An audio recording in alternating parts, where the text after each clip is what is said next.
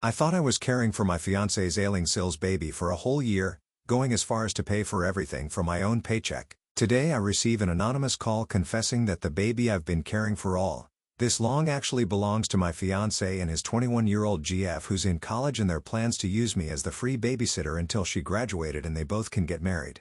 So I, 26, female, have been engaged to my fiancé, Liam, 28, male, for the past year. But until now, we haven't even started planning for the wedding. So I've been bugging him about it, but he's just been delaying everything, saying that he's engaged to me and that should be enough. And we can get married later on as well. I don't even know what that means, so we have been having a lot of fights about it. On top of that, I've also been taking care of his allegedly sick sister-in-law's child, one male, because she's too weak to take care of the child herself. He told me that she's been suffering from leukemia and undergoing treatment, and she can't possibly afford to take care of the child herself, and there is nobody in her family who can help her out. His own parents are also too busy to help out, so apparently his sister-in-law asked him and he agreed. But I've been doing most of the heavy work, and I've also been paying for everything by myself because I really feel bad for the child. Liam's older brother passed away a year and a half ago, and that nicely fit in with the story as well. So I thought that I was doing a nice thing for this poor child. But apparently, that's not what the truth is at all. And I found out about it in the weirdest way possible. Through an anonymous phone call that I received a couple of days ago. Whoever it was, they were very careful to cover their tracks because the call was made from a burner phone, and they even used one of those voice modulation apps so I wouldn't be able to figure out what their actual voice was like. So I genuinely have no clue who it was, but the information that they provided me with was pretty real. As soon as they had confirmed that it was me, they told me that the child that I had been taking care of so far is not Liam's sister-in-law's child as he told me, and it was actually his child with his 21-year-old girlfriend who's still in college. And they plan on using me as a free babysitter until she graduates, and then he's going to dump me for her. I obviously thought that this was somebody playing a nasty prank on me because Liam and I have been together for the past 4 years and there was no way that I could believe he had been cheating on me. So, I was about to dismiss it, but then they told me to go check out what was going on at this restaurant a little out of town if I didn't believe what I was being told. Then the phone call disconnected before I could ask any more questions, and given my current situation with Liam, how we had been fighting more and more about his refusal to start planning the wedding, I decided to actually go check out the restaurant that I had been told about just for my own satisfaction. And sure enough, as you guys may have expected, I found Liam there with this girl that we'll call Donna. Both Liam and I knew her, and she was the barista at this coffee shop down the road from our house that we frequently visited. But then I heard that she quit last year to focus more on her education. After that, I didn't see her again, but I guess that was just because she was pregnant with my fiancé's child. Anyway, when I walked into the restaurant, I saw them, but they did not see me. So before I even knew what I was doing, I decided to take my phone out, clicked a bunch of photos of them laughing and chatting, went back to my car and posted them on my Instagram. I tagged Liam, captioned the post calling him a cheater and a liar of the worst degree, and said that I was going to make him regret this.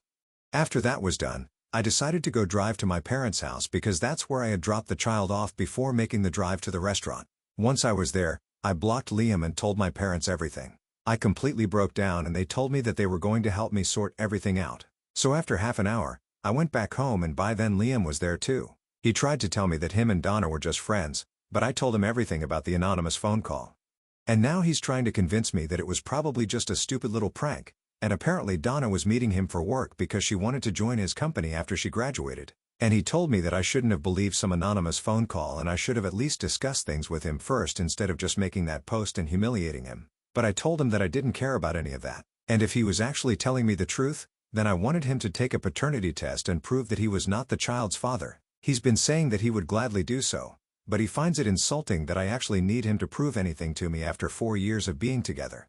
And he's been doing his best to make me feel like the a-hole, and as if that was not bad enough, his family has joined in as well. His parents and sister-in-law believe that it's really horrible of me to think that they would all lie and cover up for him, and think that it's cheapening his brother's passing by, insinuating that the child is his and they have been making things up. So now I'm kind of worried about this. Am I actually the bad guy here? AITA, for believing that my fiancé has been cheating on me and the child that I have been raising is actually his affair child? Edit?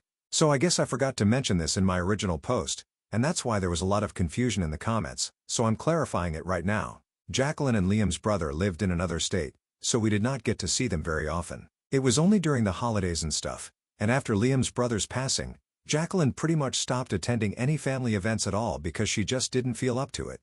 And obviously, nobody took offense. Then came the leukemia announcement about a year ago, just about 7 to 8 months after her husband passed away. And a few weeks later, she told us that she had given birth and she wanted Liam to take over because she couldn't do this on her own. There was no public or formal announcement, but I didn't find that weird because she had just lost her husband a few months back, so she probably didn't want to draw too much attention to herself and wanted to be left alone. And that's what she told us as well. She spoke to Liam and me in private and said that she trusted us with her baby, so she was going to fly down here while her health would still permit her, and hand over the responsibility of the baby to us while she underwent treatment. Obviously, at a time like that, I could not say no. And I was aware of the fact that even though I was not related to them by blood, I was going to have to do most of the heavy lifting because my working hours were shorter than Liam's. I love him. His family has always been nice to me, and so I thought that I would like to be of help to them, so I agreed readily. In all honesty, I did not see anything weird about the situation at all. Everything checked out. Her husband had passed away while she was just a couple of weeks into the pregnancy. And so she decided not to answer anyone and went through it all by herself with the help of just her parents and a few friends because she did not want too many people fussing over her. She kept it all quiet, and now because of the leukemia diagnosis, she knew that her parents would have their hands full with her, and Liam's parents were also quite busy with their own work and health issues, so Liam was the only person she could trust. I did not say anything odd about the story at all, and it really never occurred to me that they might have been making this whole thing up to cover something else because that would be ridiculous. Now though, I'm not so sure about that. Update 1. So, hey, it's been a couple of weeks since my last update and I know I haven't posted in a while, but I've just been really busy with everything that's been going on with me. I have had to move out of the house that I've been staying in with Liam for the past 3 years after we moved in together because I just could not be with him anymore. I'll get to that later. But anyway, that was a lot of work and it was all really complicated, so it took up a huge chunk of my time and emotions and I was just too drained to talk about it. Since then, I've been staying with my parents, but I'm also looking for an apartment for myself because I really think that I need to be alone for a while. As you guys may have guessed by the tone of my post, everything that I had heard from that anonymous phone call was true. Couple of days after my post, when I gave Liam an ultimatum and told him that he could either tell me the truth about the whole situation or I would be leaving him, he finally broke down and ended up telling me that he had indeed been having a fling with Donna.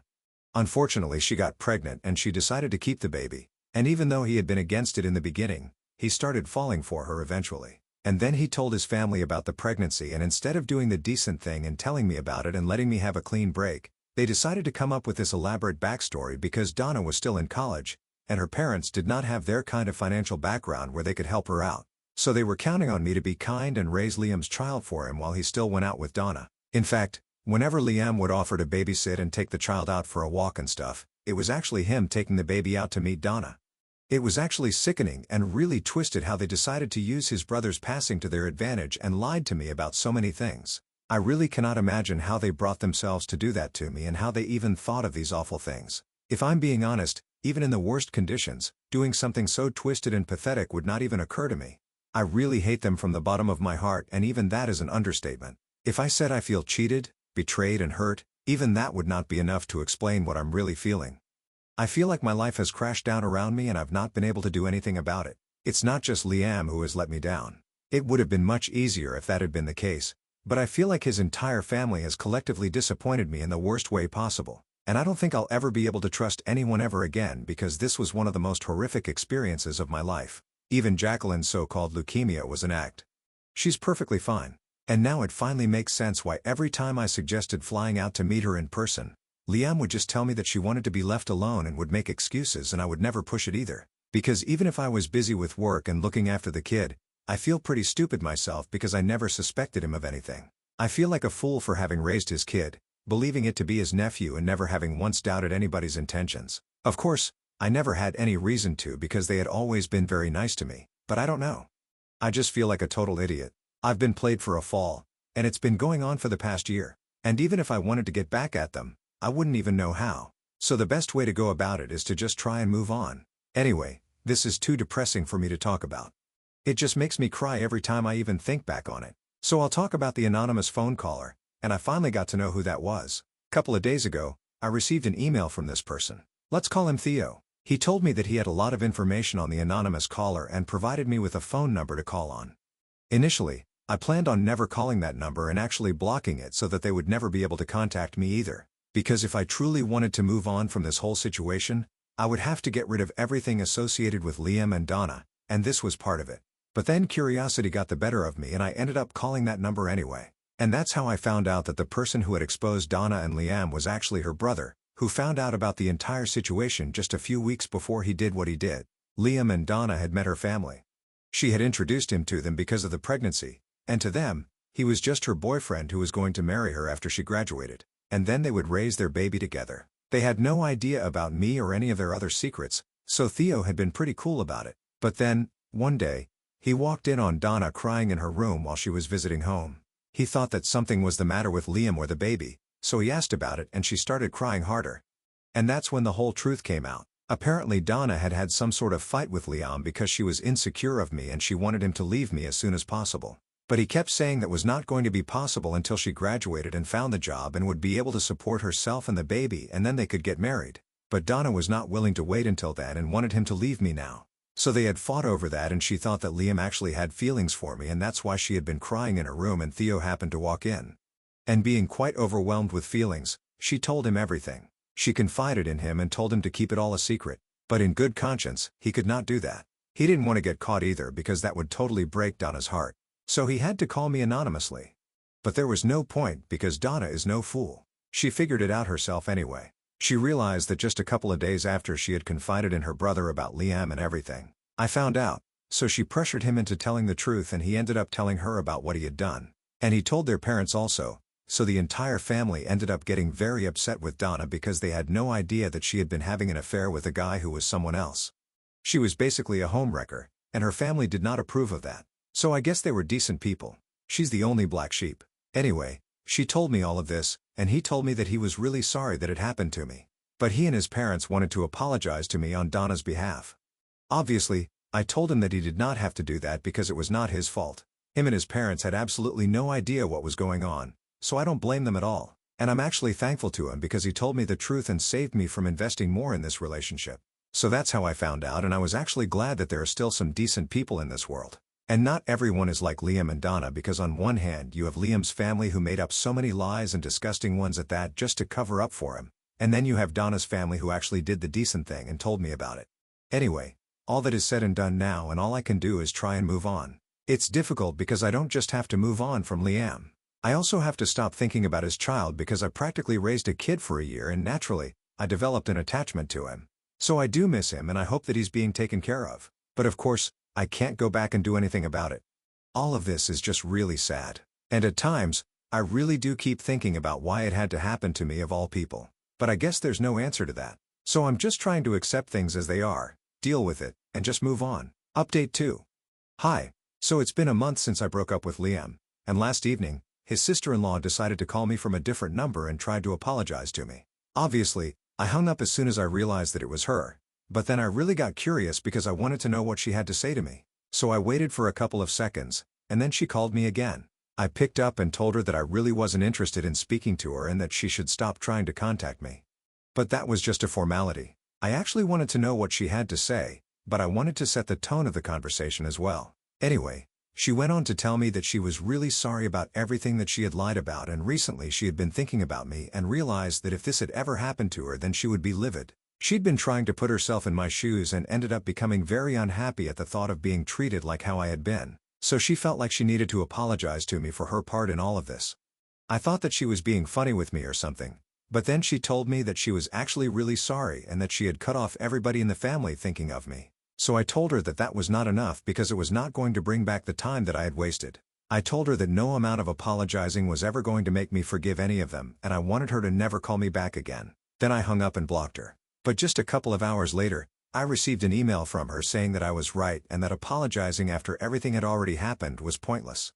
She told me that in the past couple of weeks, she'd been thinking of her husband and what he would have had to say about everything that she had done, and that was what made her realize that she had screwed up colossally. So that's why she wanted to apologize to me. But speaking to me made me realize that, but she did. It could not be forgiven, and if she had been in my place, she most certainly would have reacted the same way that I did. So even if I didn't want to forgive her, she would still continue to be sorry and not speak to Liam or her in-laws. I don't know what difference that would make to me, so I decided to unblock her and I called her back saying that if she really wanted to prove to me that she was sorry, then she and her brother-in-law and her in-law should probably just return all the money that I spent on the child. If she can get them to do that, then maybe I'll think about forgiving her and that will make her husband very happy too. It was obviously meant to be sarcastic and hurtful, but she told me that she was going to try her best, so who knows? Maybe something materialistic will actually come out of this and I won't walk away completely empty-handed after all. Update 3.